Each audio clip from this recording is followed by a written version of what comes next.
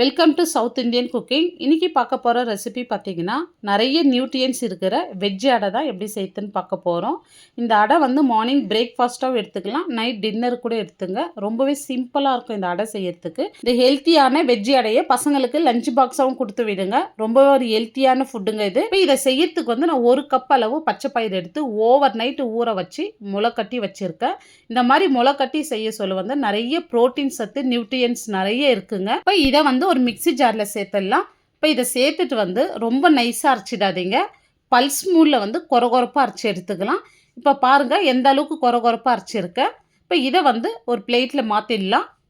இப்போ உங்களுக்கு பார்த்தாவே தெரியும் நல்லா உதிரி உதிரியாக இருக்குது பாருங்கள். இந்த அளவுக்கு வந்து அரைச்சி எடுத்துக்கணும். இப்போ அதே கப்பில் வந்து 1 கப் அளவு துருகின கேரட் எடுத்துருக்கேன். இப்போ எந்த கப்பில் பச்சை பயிர் எடுத்தோமோ எல்லா அளவும் அதே கப்பில் தாங்க எடுக்க போகிறோம். இப்போ 1 கப் கேரட் துருகந்து 1 கப் அளவு வந்து சொரக்காய் எடுத்து மேல் தோல் சீவிட்டு அப்படியே துருகி வச்சுருக்கேன் பாருங்கள். இப்போ சொரக்காவும் 1 கப் அளவு சேர்த்துங்க. இப்போ இதோட வந்து 1 கப் அளவு பாலக்கீரை எடுத்துருக்கேன். உங்கள் கையில் என்ன கீரை இருக்கோ அந்த கீரை வந்து நீங்கள் சேர்த்துக்கலாம். நான் பாலக்கீரை சேர்த்துக்கிறேன். இப்போ ஒரு மீடியம் சைஸ் உருளைக்கிழங்கு எடுத்து இந்த மாதிரி துருக்கிட்டு தண்ணியில் சேர்த்துருக்கேன். இந்த மாதிரி தண்ணியில் சேர்த்தா மட்டும்தான் கருப்பாகாது, இல்லைனா வந்து கலர் சேஞ்ச் ஆகிடுங்க. இந்த மாதிரி துருகந்துமே தண்ணியில் சேர்த்துருங்க. இப்போ அது வந்து 1 கப் அளவு. ஒரு பெரிய தக்காளியாக எடுத்து உள்ளே இருக்கிற விதெல்லாம் எடுத்துகிட்டு சேர்த்துங்க. இப்போ ஒரு பெரிய துண்டு இஞ்சி எடுத்து இந்த மாதிரி நல்லா துருக்கி வச்சுருக்கேன்.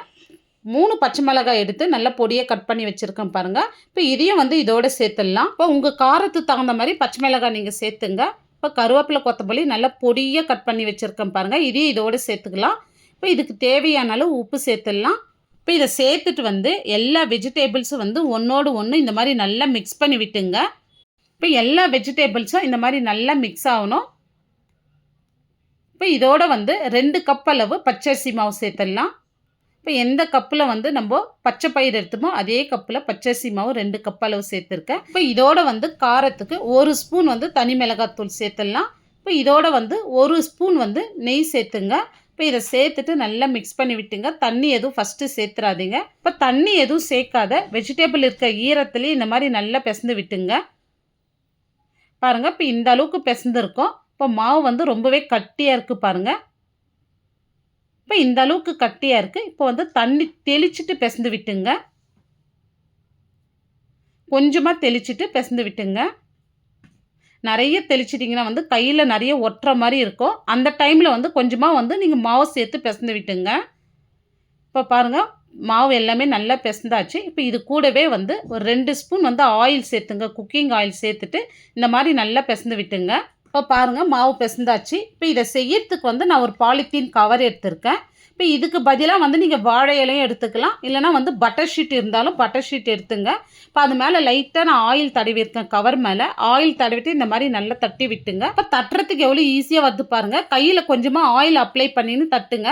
நல்லா மெலிசாக தட்டி எடுத்துக்கலாம். இப்போ இந்த சைடு வந்து தவா சூடாயின்னு இருக்குது. கொஞ்சமாக வந்து நெய் சேர்த்துங்க. நீங்கள் நெய்க்கு பதில் வந்து ஆயில் கூட சேர்த்துக்கலாம்.